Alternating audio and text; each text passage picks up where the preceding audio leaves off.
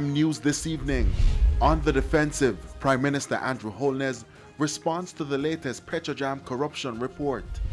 Corruption enabling mechanisms, concerns raised about hiring practices at Petrojam, and a teaching moment, schools caught up in Petrojam donation saga.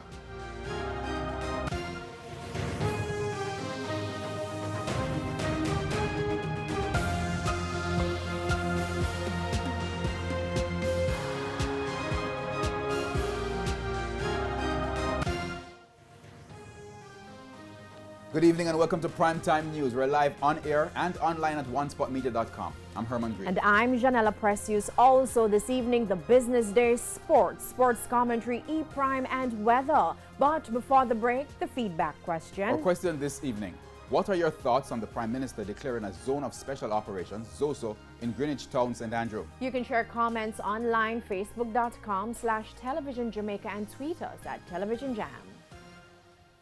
Please stay tuned. Primetime News returns right after the break.